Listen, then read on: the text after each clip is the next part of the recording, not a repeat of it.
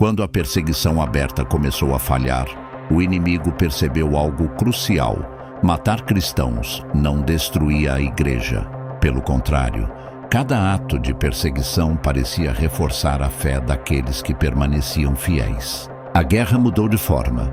Agora a ameaça não vinha com feras ou espadas, mas com palavras cuidadosamente planejadas, ideias disfarçadas de piedade, ensinos que confundiam e seduziam, discursos que mencionavam partes da verdade, mas negavam o todo. Alguns questionavam a plena divindade de Cristo, outros negavam sua verdadeira humanidade. Alguns pregavam que a salvação dependia do esforço humano, esquecendo completamente da graça que sustenta. A igreja compreendeu que enfrentava um perigo invisível, silencioso e persistente. Foi nesse cenário que surgiram os guardiões da verdade, homens e mulheres dispostos a permanecer firmes na fé recebida dos apóstolos, mesmo diante do perigo e do isolamento. O apóstolo João já havia alertado: nem todo espírito vem de Deus. 1 João 4:1. Seus discípulos levaram isso a sério, discernindo cada ensino com cuidado. Inácio de Antioquia, escrevendo enquanto caminhava para o martírio, reafirmava que Cristo não era mera aparência ou conceito, mas Deus encarnado, real e vivo. Policarpo, discípulo direto de João, preferiu a morte a negar essa verdade. Para ele, fidelidade não era teoria, era vida. Irineu de Lyon enfrentou heresias que tentavam reescrever o Evangelho. Ele ensinou que a fé verdadeira era aquela preservada pelos apóstolos e transmitida fielmente pela Igreja, e que desviar da verdade equivalia a desviar da própria salvação. Cada guardião da fé não buscava glória ou multidões, não procurava reconhecimento humano. Seu poder estava em proteger o depósito da fé, para que a verdade pudesse atravessar séculos. Eles enfrentavam debates teológicos, perseguições veladas, intrigas e enganos sutis. Cada vitória discreta era, na verdade, uma vitória do céu. Enquanto o mundo via apenas discussões e pequenas controvérsias, Deus via a igreja sendo sustentada.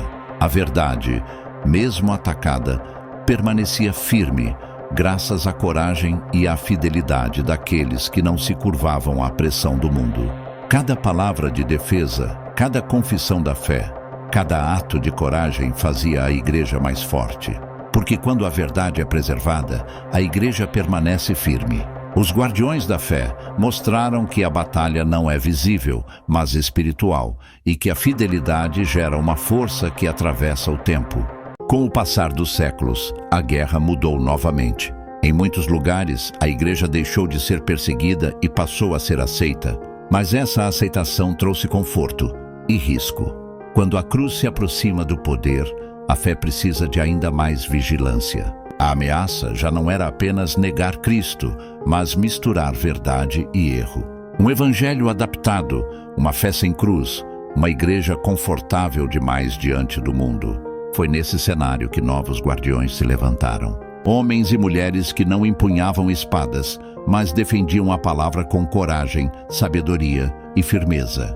Agostinho de Hipona enfrentou ensinos que exaltavam o mérito humano e diminuíam a graça de Deus. Ele ensinou que a salvação começa, continua e termina na graça divina, e que qualquer tentativa de separá-la da soberania de Deus era falsa.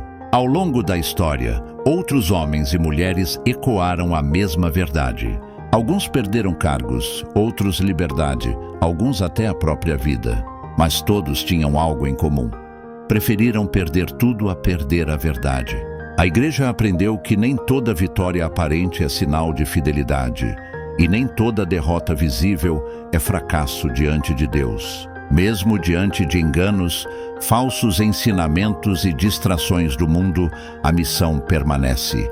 Permanecer fiel a Cristo, proteger a verdade e ensinar as gerações futuras. Hoje, em diferentes contextos, a guerra continua. Em alguns lugares, com prisões e martírio. Em outros, com distração, superficialidade e falsos evangelhos. Mas o chamado é o mesmo desde o início: viver a fé, defender a verdade e permanecer firme em Cristo. A história ainda não acabou, e os guardiões da fé continuarão a surgir, geração após geração, mantendo o Evangelho intacto. Todas as fontes bíblicas, históricas e teológicas citadas estarão no comentário fixado.